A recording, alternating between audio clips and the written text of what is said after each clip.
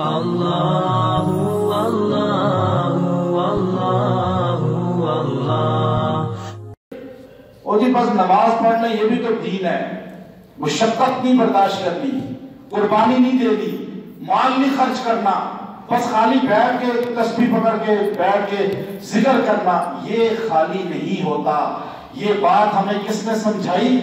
ابو بکر نے۔ حضور علیہ السلام نے جب ساروں نے آپ کی تکذیب کی، جب ساروں نے آپ کا انکار کیا، جب سارے مالدار نبی کے مخالف تھے، ایک مکہ کا مالدار حضور کے قدموں میں آ گیا، اس نے آ کر اپنا پیسہ رسول اللہ میں قربان کیا جو اس کے اختیار میں تھا۔ اس نے آ کر لوگوں کے مجمع میں بیت اللہ میں کھڑے ہو کر کہا تم سارے نبی کی مخالفت کرو، میں ابو بکر نبی کی اطاعت کروں گا۔ تم کہو گے معراج نہیں ہوا، میں ابو بکر کہوں گا معراج ہوا ہے۔ ابو بکر نبی کے لیے ڈٹ گئے، یہاں تک کہ بیت اللہ میں مار کھائی نبی کے لیے دعوت دے کر، یہاں تک کہ حضور ہجرت میں نکلے، اختیاری ساتھ چلے، حضور غار ثور میں گئے، اختیاری طور پہ ساتھ رہے، حضور مدینہ پہنچے ساتھ رہے، حضور بدر میں گئے ساتھ رہے، احد میں گئے ساتھ رہے، یہاں تک کہ 27 غزوات میں نبی کے ساتھ تھے، نبی کی معیت تھی۔ حضور علیہ السلام جبل احد میں جاتے تھے ساتھ ہوتے تھے، حضور علیہ السلام ابو طلحہ کے بازار میں گئے، باغ میں گئے ساتھ تھے، بازار عکاظ جاتے تھے ساتھ ہوتے تھے، حضور علیہ السلام کا ساتھ تبوک میں نہیں چھوڑا، حضور علیہ السلام کا ساتھ کسی مارکے میں نہیں چھوڑا، کسی خوشحالی میں نہیں چھوڑا، کسی پریشانی میں نہیں چھوڑا، یہاں تک کہ حضور نے فرمایا اے اللہ میں اس زمین پر ابو بکر سے راضی ہو گیا، تو بھی راضی ہو جا، چونکہ اختیار ابو بکر کا تھا۔ ابو بکر نے زمین پر زندگی میں رسول اللہ کا دامن نہیں چھوڑا، ہر جگہ ساتھ رہے، چاہے مال کھانی تھی، چاہے مال لگانا تھا، چاہے اولاد قربان کرنی تھی، چاہے پیدل چلنا تھا، چاہے گھوڑے پہ بیٹھنا تھا، اونٹ میں بیٹھنا تھا، ذلت برداشت کرنی تھی، ابو بکر نے رسول اللہ کا ساتھ کوئی کہہ سکتا ہے چھوڑا؟ ابو بکر کے اختیار میں یہ تھا، اللہ نے وہ کر دیا جو ابو بکر کے اختیار میں نہیں تھا۔ نبی اور صدیق اسی لیے کائنات میں مشہور ہو گئے، یار غار صاحب مزار، کہ ابو بکر کے لیے اللہ نے وہ اعزازات انعامات کی بارش کر دی۔ ابو بکر نے خود یہ کام کیے اختیاری، اللہ نے فرمایا ابو بکر اب میری طرف سے دیکھ وہ کام کروں گا، قیامت تک انسانیت حیران ہو جائے گی کہ اللہ نے ابو بکر کو کیا عطا کیا۔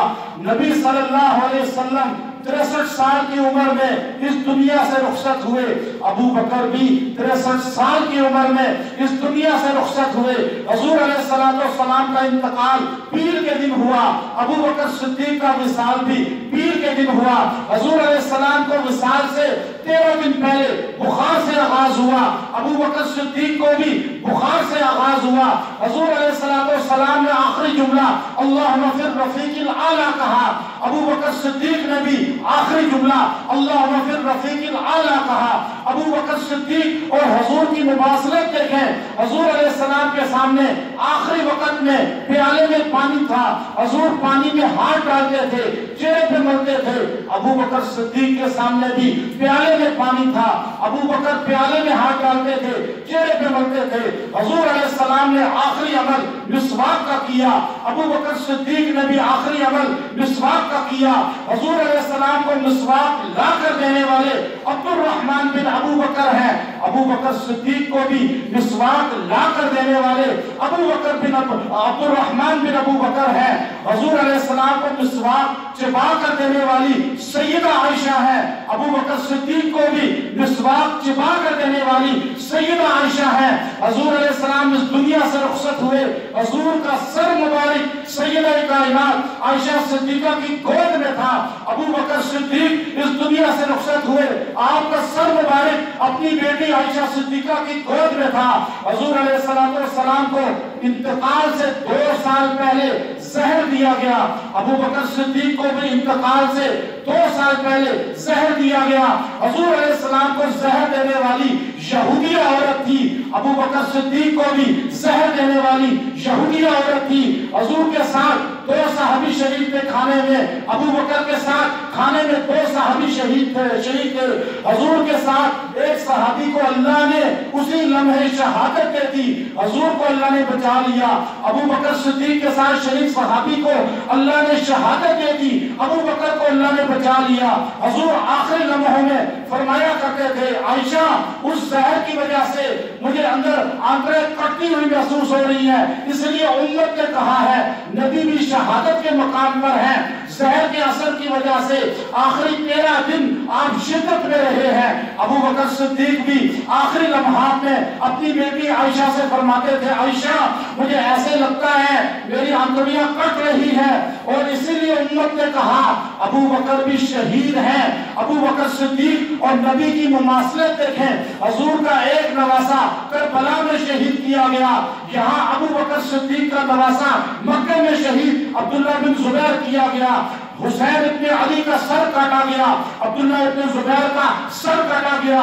حضور علیہ السلام کے نواسے حسین کے سر کا کسی کو نہیں پتا کہاں دفن ہے, قبر کا نہیں پتا کہاں اصل ہے. اسی طرح ابو بکر صدیق کے نواسے کی قبر کا نہیں پتا, سر کا نہیں پتا. حسین کا سر لٹکایا گیا, عبداللہ ابن زبیر کا سر لٹکایا گیا. حضور علیہ السلام آخری لمحے میں جس چارپائی پر لیٹے ہوئے تھے اسی پر آپ کا جسم رکھا گیا. ابو بکر صدیق کا جسم بھی اسی چارپائی پہ رکھا گیا. جس جگہ آپ علیہ السلام کی قبر کھودی گئی اسی جگہ حضرت ابو بکر صدیق کی قبر کھودی گئی. حضور کی قبر کھودنے کے لیے ابو طلحہ انصاری آئے. ابو بکر صدیق کی قبر کھودنے کے لیے ابو طلحہ انصاری آئے. حضور کی بغلی قبر کھودی گئی. ابو بکر صدیق کی بغلی قبر کھودی گئی. حضور کی قبر پہ مٹی آخر میں بلال حبشی نے ڈالی اور پانی کا چھڑکاؤ کیا. ابو بکر صدیق کی قبر پہ بھی پانی کا چھڑکاؤ بلال حبشی نے کیا. حضور علیہ السلام کی قبر کو جنت کا باغ کہا گیا. ابو بکر صدیق کی قبر کو بھی جنت کا باغ کہا گیا. حضور نے فرمایا میں قبر سے نکلوں گا میرے دائیں ہاتھ ابو بکر کے ہاتھ میں ہوگا. جہاں سے رسول اللہ اٹھیں گے وہیں سے ابو بکر اٹھیں گے. جہاں رسول اللہ جائیں گے وہیں ابو بکر جائیں گے.